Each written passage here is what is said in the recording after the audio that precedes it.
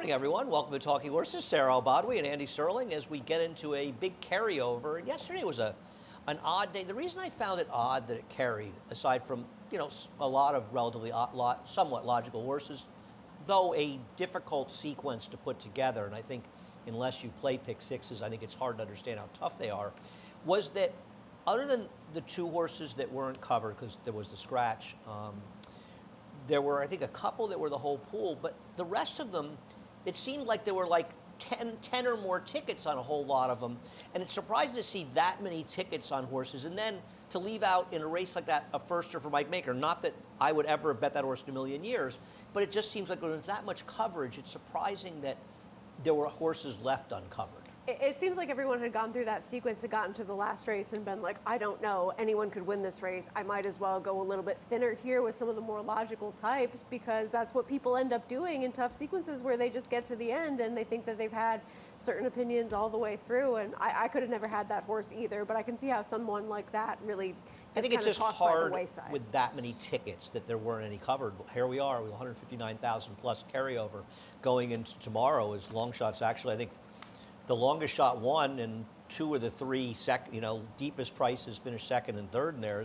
All the shorter price horses were absolute no-shows in the last race. And I don't really get it, but we moved the rails out from 24 to 36 on the outer, yet it seemed like the inside was good again, which really makes no sense to me and something I have absolutely never seen in years of doing biases in the past and looking at them and looking at trends. A very odd situation. We'll see what happens on today's card as we do start out on the outer turf course. Head over to Naira Bets. No better place to play, no better time to sign up. Match 200, we'll match up $200 initial deposit. You can check track stats when you're there as well. What do we have next, Eddie? Is it the carryover we want to talk about? There we do, $159,463. Starts in race number 4, and I'll tell you, it is not an easy sequence to put together once again today. There's absolutely no heavy favorite. The biggest favorite is Reflexivity, I think, in the second leg. Not exactly a horse I'd want to lean too heavily on, but is the only horse, I think, listed in the morning line that's 2 to 1 or under, actually, looking throughout the entire card. There's some 5 to 2s and 3 to 1s, but it's an interesting card, not an easy one, and not one you're likely to be competitive in for a small amount of money. As I always say, you're better off going in with 3 friends and putting in a few $100 than betting $50 yourself, as 20% of a winning ticket's a lot better than 100% of zero. That's the math we can all understand. Yeah, that seems to work out. It's just, listen, it's pick sixes. I always feel, we did this on Steve Bick's board years ago when it was a $2 pick six, and people would say, oh, if I had money, I could hit these things. Well, if we had all money, lots of untold amounts of money, we could all do a lot of things, but the reality is it's not that hard, and I think if you're not somebody who's betting it, and it's not a bet for everybody, and it's an expensive bet at different times, but I think it's a fascinating bet. Make $1,000 or $2,000, take $1,000 today, or even $2,000. And make a play, make multiple tickets, and see how close you come. And I think if you do this over time, you gain respect for just how difficult it is to hit pick sixes. They are very, very tough. It's a great, great exercise, but very difficult to hit. We have contest, $300 buy-in. You have to post time tomorrow. I think you have to post time today to sign up for the $40 feeder today as well. Get more information at nairabets.com/contest. And of course, you have to play those. Always play them through Naira Bets. $20 bonus for playing Woodbine and today's action here at Belmont Big A at Aqueduct. $20 win or lose, 75 or more Woodbine. And we are on from 1 to 5:30 covering the action at the Big A. And then we are on from 8 to 11. Is it Ohio Champions Day, I believe, harness racing? Caesars. Hoosier Park. That's Indiana. Yes. So it'll be Indiana champion. Big races in harness, 8 to 11. Very important. Yes. The little brown jug yesterday. Upset. Yeah. I'm still getting over the fact that one of our producers, who shall remain nameless, did not know who Captain Lou Albano is. Now, I'm not a wrestling guy, but come on. I will say, you probably know Captain Lou Albano. No, maybe not. Reference a little bit iffy, but we heard the name pronounced yesterday, so on that That alone, also was true. Well, context clues, I don't. You know? It's forgivable that you don't know who Captain Lou Albano is. It's not forgivable that this person did not. And I plan to berate them about it for the rest of their lives, basically. Well, they're not here. It'll be That's okay. who I am. They'll be back, and the berating will begin. And I think I have a lot of company, actually. Hit That Review. Hit That Review might be one of the heavier favorites in today's card. Not going to be in the pick six sequence. And I don't have anything against this horse. There's absolutely nothing not to like about. The only thing I'd say is that I guess if you have a track that's tilted towards the inside speed, this horse could be compromised. But based on the effort, not just at Kentucky Downs, but even first time at Ellis, That Review is just way the horse to beat. Yeah, makes a ton of sense. Went off as the favorite and finished a second last time out at Kentucky Downs. And that trip was wide throughout pretty much for this horse, breaking from post 12 in that race and then able to save a little bit of ground in the later stages. But with, as you know, we like to say, the undulating turf course, how much distance did this horse really cover with that wide trip? So this horse makes a ton of sense. I know that we have seen the outer turf course tilt a little bit more towards the inside, and this one yet to show a ton of speed in these turf sprints, but seems like the class of this field with what we've seen so far. I feel as though ground loss at Kentucky Downs is mitigated as the rails move out farther, and the way they run it at Kentucky Downs, they start at 50. They go to 25, they go to 0, and I always feel like at the beginning cards, I mean, the amazing thing is how quickly it gets chewed up, that I always feel like being outside not really that big a hindrance. The horse just ran reasonably well in both of those races, and there isn't really anything to sink your teeth into. You're taking the number 4, Lucas's Mischief. Yeah, we often talk about how these turf cutbacks are not a lucrative move for many of these horses, but they did at least cut this one back on dirt and try him in a different spot. And maybe that was what race was available, or maybe it was, we don't really know where this horse wants to be because there is that turf pedigree to go longer on the dam side, this would be half to Caroline Street. I like that at least this horse has shown speed and now does draw well towards the inside. I had a little bit of interest in Policy Change, that one not playing today, so with the speed that this horse has shown and likely to be that inside speed in this race, maybe he just wants to be a turf sprinter all along, though the stats don't necessarily suggest that that's going to be a move that makes a lot of sense. It's not really applicable to this horse, but turnbacks in the turf with maidens, Bill Mott's won for 28, 35-cent ROI, and it just seems to me that they spent a lot of money for a horse, and Bill is checking every single box the horse could possibly run in before they run this horse in a claiming race, because at this point he's shown that he just can't run.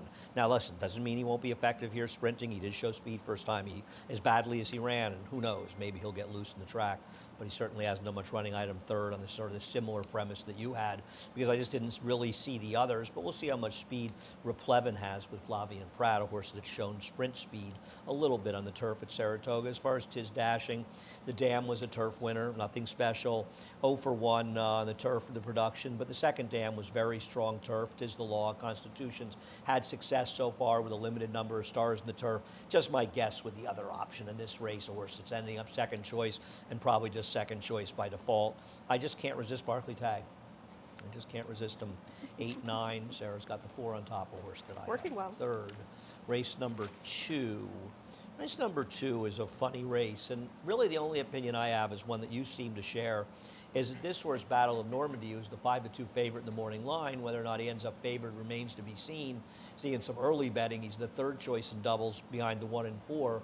I don't like Battle of Normandy. Why don't you like this horse? I don't know if this is the horse that's just the blatantly obvious horse in good form right now, but as far as the class that he's been competing against and winning against over his last 2 starts, you have to think with what some of these other horses have done in the past and who they've been facing as of late, they might be taking more of that class drop than he really is with the rest of this group, but now he's also towards the outside with... Okay, I'm trying, you think he's taking a class drop or he's moving up in class? I think that the other horses in this field are dropping in class relative to who he's been facing. Okay.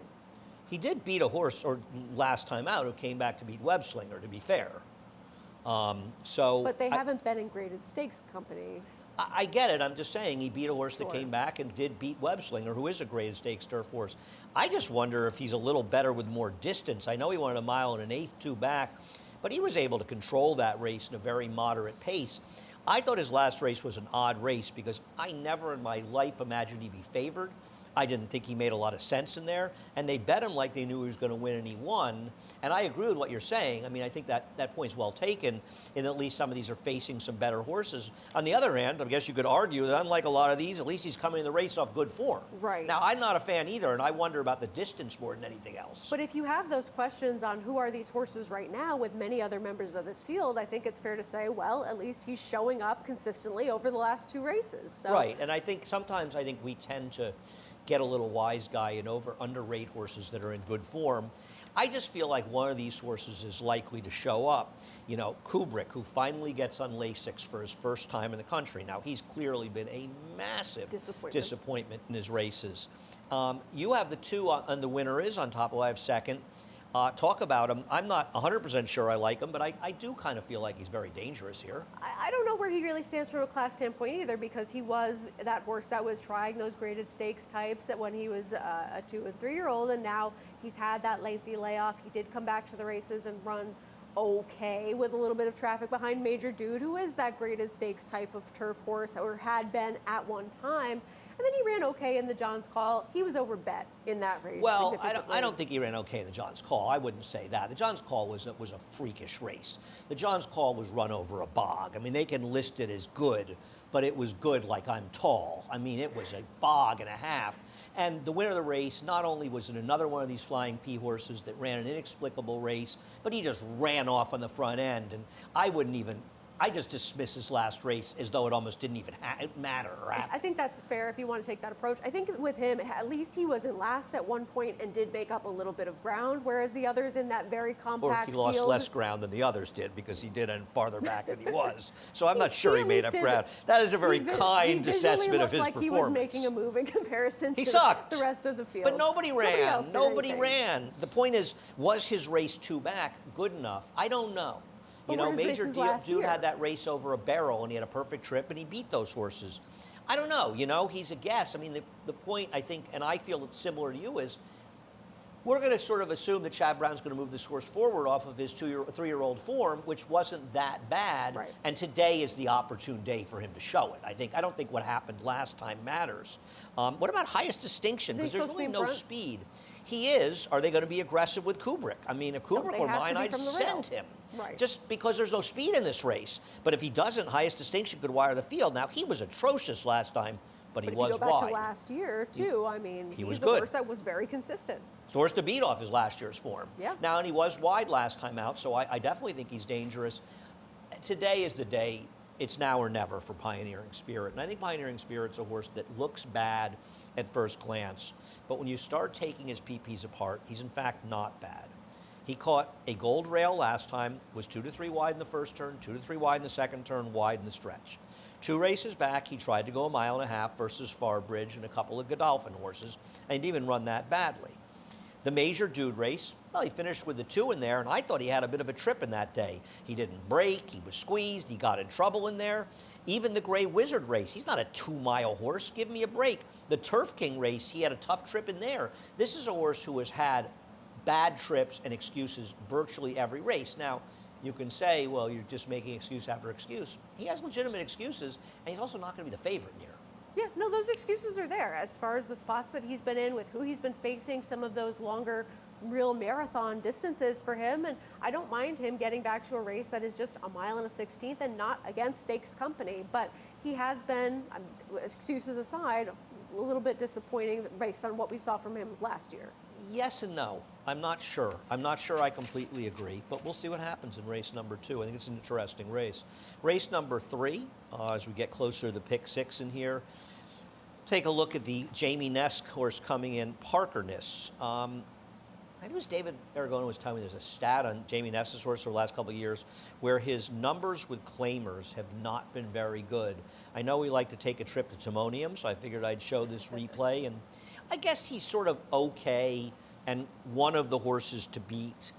I tend to want to stay away from these Ness horses when they come to New York, but I'm not going to be surprised when he wins. No, and I feel like there's just going to be some money wagered based on connections, because you see a horse come in that has some speed, draws well towards the outside, and is taking that on paper class drop, though I don't really know how much of a drop in class it actually is, coming in from Timonium to a $35,000 claiming race here. Well, he's in a 40,000 claimer at Delaware 2 back, so that was a year ago. This is second off a long layoff. You're going to try to beat him with the 1-2 for charging. Yeah, just a horse that's dropping in class and is the only one to have actually garnered a win at this 7 furlong distance in the past. Flavien Prat stays aboard, who's been on him over the last 2 starts. He won 2 starts ago with a race that did have a little bit more pace in it, but he was more connected to that field 2 starts ago when he was running fresh, off a little bit of a layoff. It just seems like this class drop makes sense for a horse that isn't going to be too far out of things and has a rider that won't let him get too far away. Right. Well, he's making the natural progression from his win 2 back, from a non-winners of 2 lifetime to a non-winners of 3 lifetime. So, listen, I could see him winning. Obviously, I'm not too upset about his last effort. I could see why it was a non-effort. He did beat Refua 2 races back, which kind of bothers me. But third place came back to win in his next start. I like Debate. I don't think he's a turf horse, so I don't really care about his last race, and particularly not a mile and 3/8 turf horse. The time before that, trying to go a mile and 3/16, he was 2 to 3 wide the entire way around the track, angled to 4 and 6 wide. Another race where, in that case, the rider was not alert to the fact it was only the 7th race that day, that it was the goldest of gold rails. There were a couple of crazy bad rides in that race. I don't love that this horse was claimed from Linda Rice, but I do think that the race off of the claim from Linda was good. The question is whether or not Michelle can get this horse to continue to hold the form. I thought if he ran back to his last dirt race, he'd be tough in here. And I don't really mind the cutback for him either. I always love a cutback. I don't get why they tried the turf with him. It seems like that's just a throw-out type of spot. But if you go back to his race before that on dirt, and even the one where he was claimed away, he was off pretty slow in there and against reserve currency. Those flatters, they love 11 furlongs on the turf. Race number 4. We begin the pick 6, $159,463 carryover, and you're going to try to wire the field with Olga Isabel. Yeah, I don't love this horse, but with St. Benedict's prep coming out, who seemed like she was going to be the other one contending for that early position, it seems as though from the rail things are simplified for Olga Isabel, who I feel as though had some favorable trips, to say the least, last year when she went on that 3-race win streak. She's been off for quite some time with some performances that aren't quite at the same level that she was running at last year, or even when she came back off of the layoff. But you have to think something might have happened last time for her to be off yet again. And when you look at Brad Cox's numbers, off a layoff like this, 61 to 180 days on dirt here at NYRA, he has solid numbers. He's 16 for 46, 35% with a positive ROI of $2.24, and he's 65% in the money. So just with that speed advantage, I thought that she could end up taking this one. And it's not a super creative opinion. She has to prove it off the layoff, but she has some numbers that are just better. She's a problematic horse because she's a phony. Her PPs are completely and totally fraudulent. And she is the controlling speed. And you're absolutely right. I'm not going to be surprised when she wires the field. Well, I think it's important to talk about some of those races. The race at Saratoga was the strongest speed track in August 30th, as we might have had all year. And she was life and death to hold off Tough Street, who's trying to close. The Tough Street's okay, but she's running against some okay horses here as well. And I have some real doubts about her in general. Now, maybe she was a bit overbet in the Garland of Roses, and obviously she's got a better pace scenario in here than she had in those races, and sometimes 7 furlongs is easier to wire than 6 furlongs, and there isn't really a ton of speed in here, unless Braganza has more speed off the claim for Rick Dutrow, which won't totally shock me if she does. The other horse who could be speed, it's Eric Hansel, but I mean, everyone loves Linda, used to be fast enough to run with her. Now, whether or not she's still going to be capable of running with her, I don't know, but I will say one thing about her. I do feel fairly confident, and even though you picked her, and I've got her third, I'm not, listen, I get it. And you may be right. You may just be right. Take her as a speed. I did because I feel like if somebody's blowing on her the first quarter of a mile, I have no confidence whatsoever if this pace is anything other than tepid. No, that I she's don't have really confidence. Very good.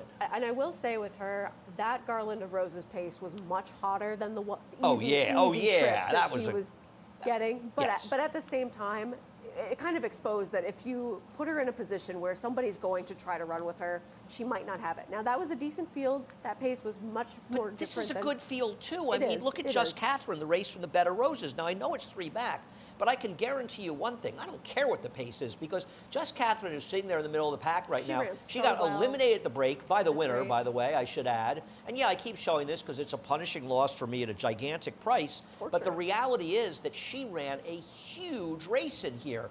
You know, somebody was criticizing Manny's ride to me, and I said to the person, what exactly did you want him to do from where he was? And the only thing that happened here that was unfortunate was the field spread enough for Irad to be able to get through on the Judmont horse, who did come back and actually run fairly well in the honorable miss before she got sick and missed the ballerina.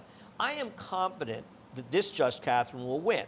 Now, she was 3 wide chasing last time down at Charlestown. She didn't run going long her next race in the Shoe V. I don't totally trust her, but she's run a number of awfully good races and good races in New York, and I'm confident if she runs that race, she'll win this race. I agree with that. I just kind of wonder if that's the race we're going to get from her, because the last 2 races, that's not what we've gotten. I will give her some excuses at Charlestown when you're wide, and those were good horses that defeated her. Free Like a Girl always seems to outrun her odds. Clearly Unhinged is okay. I didn't love her Shoe V. She that $5,000 horse that's made almost $2 million? Yes. Yep. My Kentucky Girl is another horse who's not impossible in this race, and she found her way last time out running down Mighty Madison, who's a fairly talented horse for Phil Bauer, who actually had lost to the horse who scratched in this race in her last start. The question with her is, was she a total last time horse, or is she a horse that's going to keep getting better for Bill Mott? I don't know what to do with her, because she has fast races if you go back on the page where she's run well, but that pace seemed to really help her along last time out when some of those horses that were forwardly placed really faded in the later stages, and it seems like she was able to just get the victory. She was coming off a bit of a layoff as well. She hadn't run in quite some time, but that was a performance that it maybe showed that she could get back to some of those faster races she had in the past. I just don't think the pace in this race necessarily helps her. Well, what was good about the pace in the last race? They weren't exactly moving up there, and Mighty Madison was forward. Who were the speed horses that fell apart? Were they actually players in there?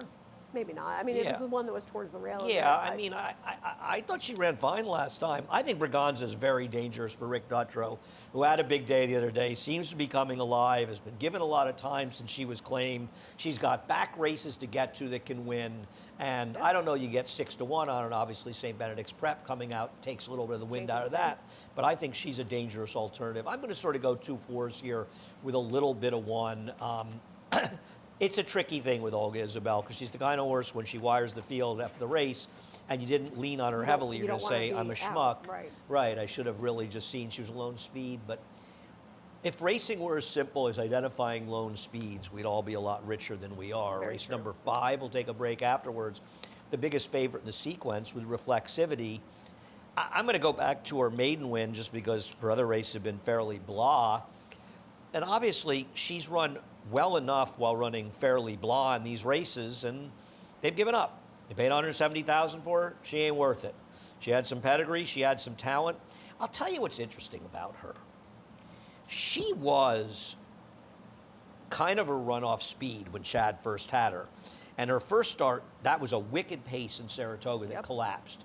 And I remember talking to Chad about her before this race, and he said that he had said to Flavia Pratt, be careful with her, because if you sort of give her her head, she's a bit of a runoff. I'm not sure they wouldn't be better off having her as a bit of a runoff in this race and be up front. I'm not sure, as things have turned out, she's really been happy raying along, because she may win here, and we will with her a second, but she just kind of does no running in her races. And this isn't the first time she's been in a race where she's supposed to be effective. Look at the prices 2, 3, and 4 back, and she really didn't do any meaningful running. No, and I get that she is taking a drop in class in here, but it's not as though there's absolutely nobody to make a case for in this field outside of her, and she's going to be an awfully short price, and maybe the horse that some see, well, she's dropping in class, she has the numbers that make sense in here. I don't trust this horse. She's the biggest single in the sequence. There's no question about it. Now, whether or not what does that say about the sequence? Well, it's a very tough sequence, and a lot of people, if they're playing money, you know, the smallish tickets are going to have to single somewhere, and I think a lot of people will land on her. I found some stats. First time for a tag in turf sprints, 1 for 13 for Mike Maker with 4 hitting the board, 0 for 10 with 2 hitting the board and 7 of them short at Naira.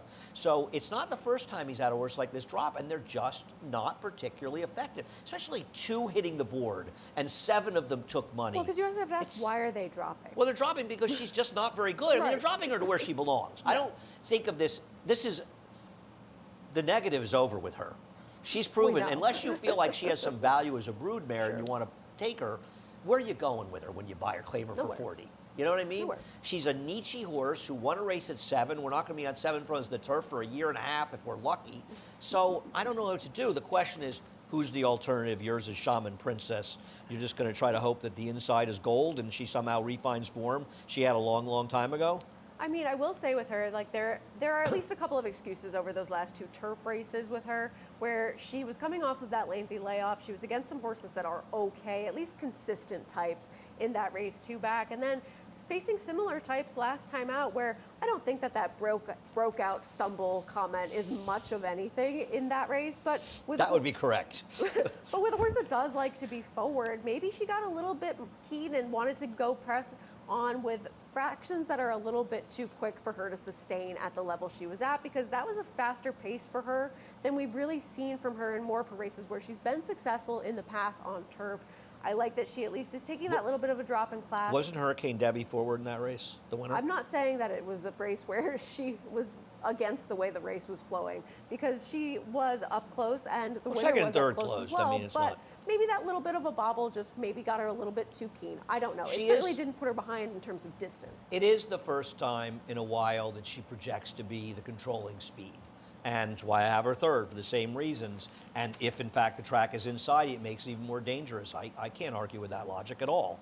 I've got her third. I would use her. I think you have to look for horses to use outside of the 8. Now, the problem is, this is a very complicated pick 6 to put together, and I honestly would be willing to bet anybody that wants to bet me that you can put a $500 ticket together and you won't hit it. It's very, very, very hard. That doesn't mean people aren't going to hit it. It's going to be very, very hard to hit. I like Tariga a little bit here. It's funny, this horse has a similar look, and we'll look back at the maiden race, to the horse that won yesterday for Kevin Bond, in that horse, if you looked at the horse yesterday strictly off her debut, she was the horse to beat in that race yesterday. The problem was, what's happened since? I bet her twice in her subsequent starts, and she sucked. And then they tried to go long, so no problem with that. But the bottom line is she dropped down and she found the right spot. Well, now they're dropping down with this horse. And last time out, she broke out of the start. I'm going to say probably not Javier Castellano's best ride 2 races back. And I wish my friend Javier a speedy recovery and look forward to seeing him come back soon. And then she chased a pace that kind of fell apart in her next start, her start 2 back. And she's another one that can be forward. And I thought, Shaman Prince is a little bit dicey in here. She may be the one that's stalking her in this race. So I kind of had a similar thought to you, is that I want to have horses that are forward. And I think that if you like Shaman Princess a little bit, you have to look at her as a horse that's been facing similar company. And even when they've run against each other, it was close. I recommend watching her last race if you want. Interesting, looking for alternatives. And I got to tell you something, Reflexivity might win this race, but I trust her less than Olga Isabel to an extent.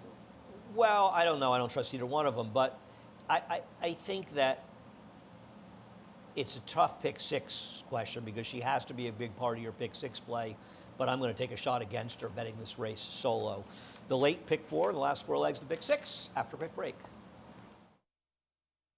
For almost 150 years, the Saratoga name has been synonymous with the finest quality, sustainably sourced spring water available anywhere. Saratoga carries on the rich tradition of its forefathers by crafting each stunning blue glass bottle with the same attention to detail and care that has been its hallmark for generations. Visit SaratogaSpringwater.com today or ask for us by name at your local market or restaurant. Saratoga Spring Water. Make every day exquisite.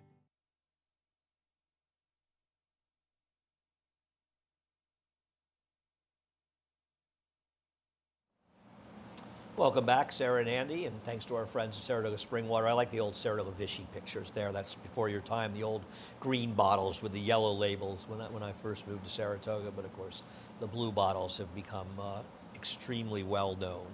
Race number 6.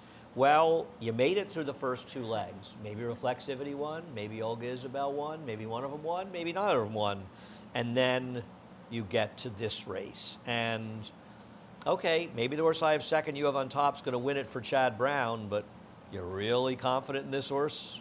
No, of course not, because there's so much going on outside of this horse, and did this horse really run that well first time out? She didn't get bet that strongly that day. No, I will say the thing I liked about her in that race is that she was towards the inside and she was a little bit more forwardly placed, so I feel more confident that she'll be able to handle where she's going to be today, which is inside towards the rail. She at least took some kickback.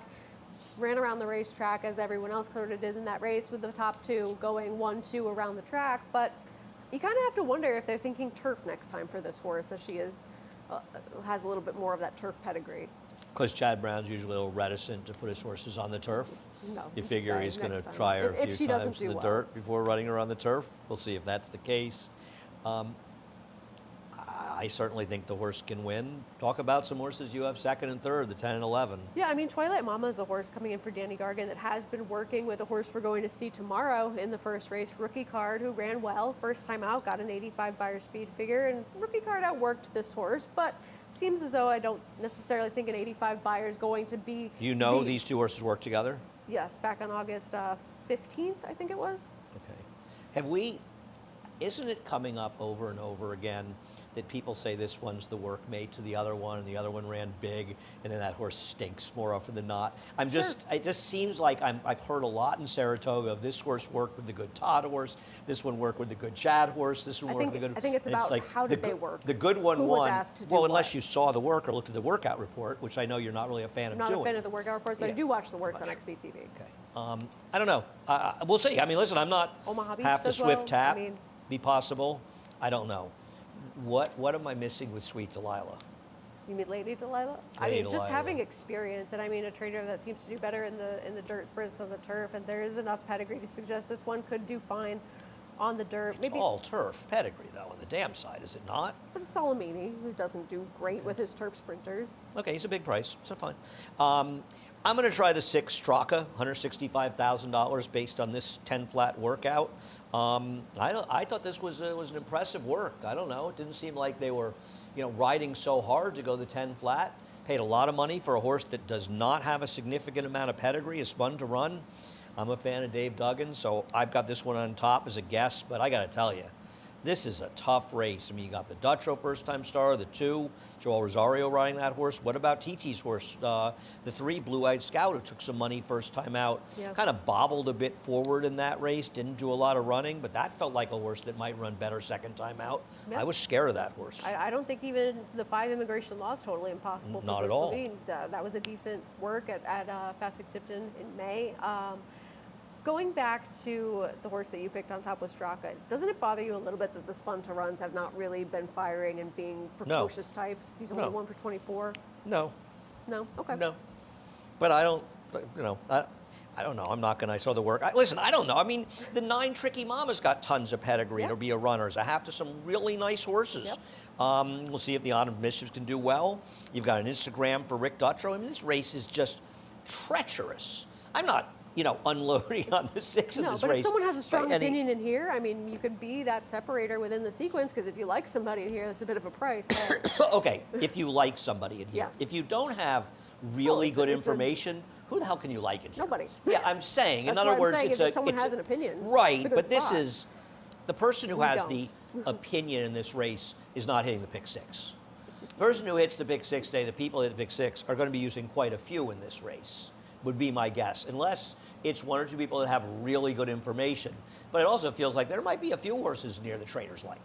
I mean, there could be some. It just seems you get through the first 2 legs, maybe the favorites won, maybe they didn't, and then you run into this race, and it's tough. The next one isn't that much easier either. I agree. I agree with you on that. I agree. Now, I'm going to be optimistic about Digital Ops, and this is Digital Ops being Pentathlon. And Pentathlon obviously came out of this race to run a big figure. I thought Digital Ops race was actually a step in the right direction last time. I liked the way he ran. He was chasing. That was a tough field.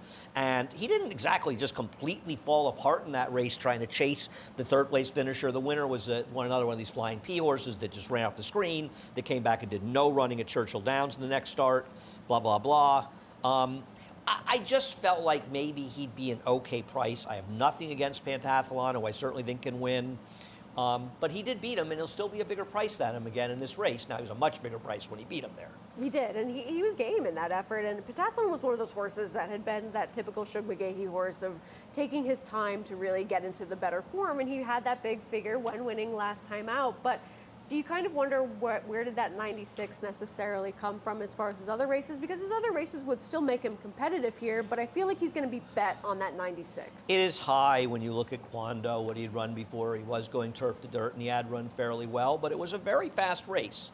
And I'm not going to deny that. And I think he's a horse that, he'd run a good figure 3 races back behind a Luminaire. I feel like he's coming back at Churchill this week at some point, or maybe he already came back. Okay, what's going on with Pirate? That's probably the question Todd Fletcher was asking. It'd be a carryover if he wins. I mean, look, this horse may just not have any ability. It may be one where the pedigree is not going to shine through with this one, of course, that half to National Treasure. But well, he's had 7 races to show it. I think we can there's pretty some much be excuses. secure he's not going to be as good as National Treasure. I think Treasure. there are some excuses over the last couple of races, especially that one at Keeneland where he was first coming back off that layoff. He did not get out of the gate 5 well. starts. It was 5 wide.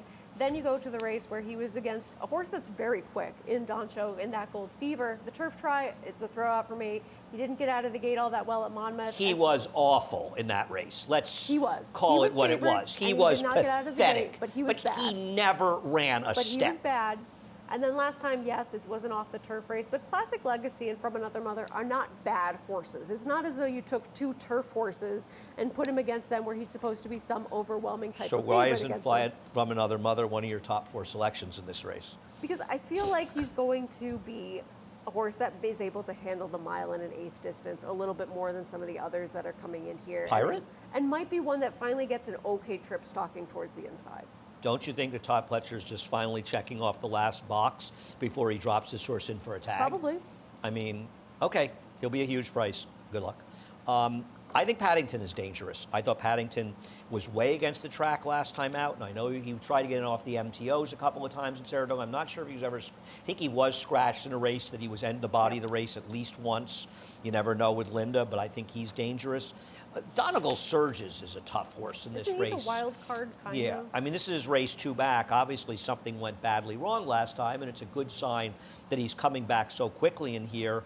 But I also wonder if this big figure, this big effort, was kind of because the track was favoring speed. It was a merry-go-round race where he just sort of ran along with the flow of the race. Drake's Passage was ran poorly in a subsequent star as a short price. And does he really strike you as a mile and an 1/8 horse? That's the thing. I had some interest in possibly picking this horse on top, being sort of that horse that has those numbers to go back to, has those bigger performances, but I don't know that he wants this distance. I really don't think that he necessarily wants to go quite this far, and yes, he has that 93 at this distance, but I think, like you, that was a function of the way the track was playing as well as the off conditions. See what happens. He's certainly not impossible in a race that Mama's Gold will have the lead. I'd love to know what the story is and why this horse is switching to Jimmy Ferraro. And I also think we should mention Sun Thunder. I don't think is completely impossible, as bad as he was last time. I think it's fair to say there was a bit of a speed edge last time out, and I don't really like him.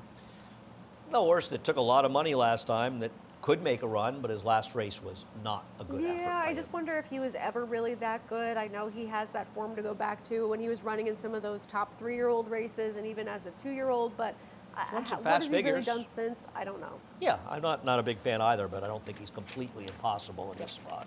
Race number 8. We'll take a look at Vino Rouge, and while Vino Rouge deserved to be disqualified last time, it was unfortunate because he really was the best horse in this race. Ran the best race. Absolutely. I agree completely. And maybe it's a little bit of a concern for some that mixologists did not run that well in the stakes last weekend, but that doesn't really bother me too much. This is one of those races where the pace was kind of slow, but it really started to come apart. And Vino Rouge was that horse who was up closer than the horses that were running at her as of late. But I think that there are some trips in this race behind Vino Rouge and Dancing Dean, who did close from far back, that those horses might get a little bit more overlooked, and that's Toy Collector and Pretty Anna, who did have to sort of check and move out of the way when that traffic did happen.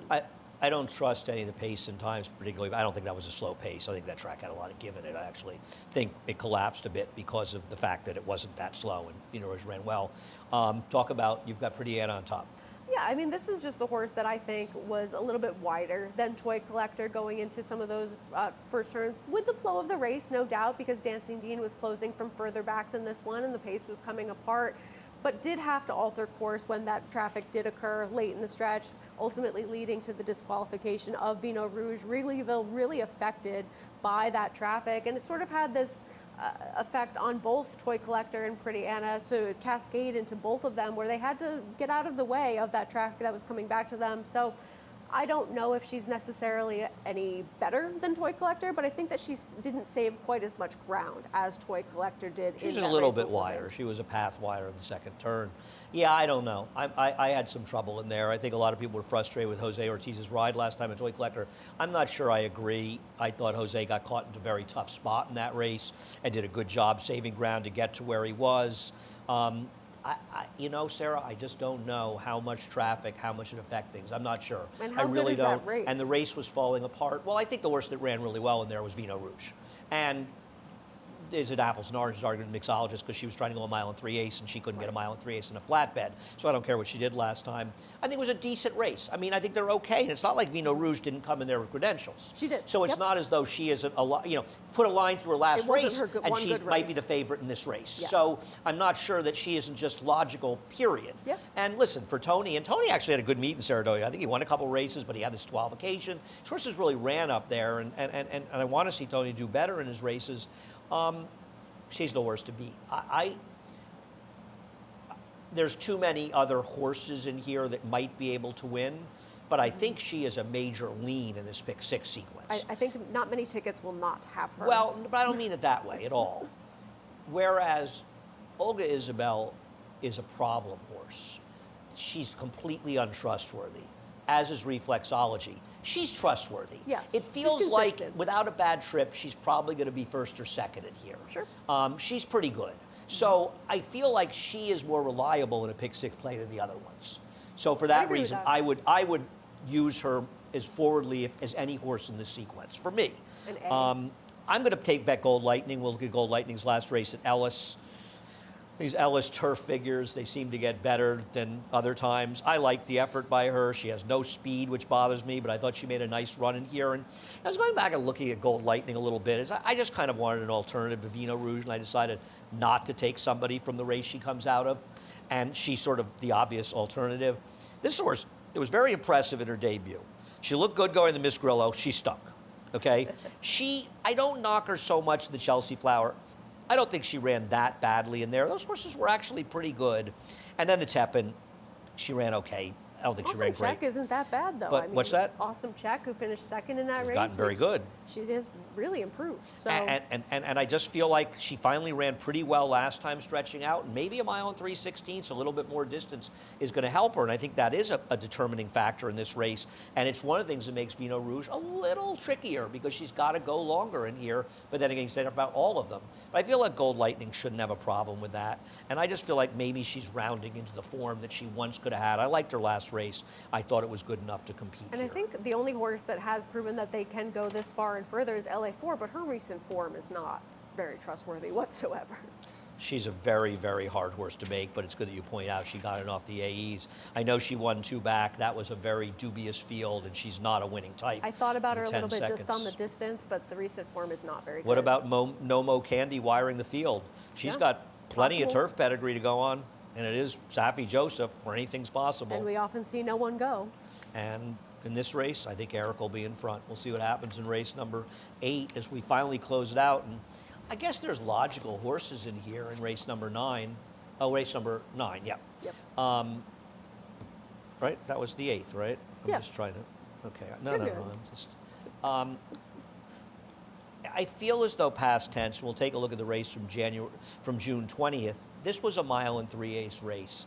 And my concern with her is she is not nearly as good going shorter, but she is dropping down and she is the worst to beat. No, and I think that with her, the distance does concern me as well, but she is finally taking that drop to the maiden claiming ranks. And when you look at some of her shorter races versus maiden special weight company, those were okay horses. I mean, her first time on the turf, going 1 16, it was behind Waskazoo, Before You Go, Dancing Dean, who we're going to see earlier.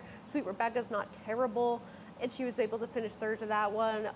I think Spaladay and Positive Carry are not awful horses either, and I think that maybe it's not necessarily proven yet that it's a matter of distance. I think the class that she was facing at that time, arguably okay. She's the favorite and the horse to beat. I'm not going to argue against it. I picked her second. I don't have I mean, I think anyone that's playing a pick 6 and not using her is somebody who likes to lose at the racetrack. It's really as simple as that.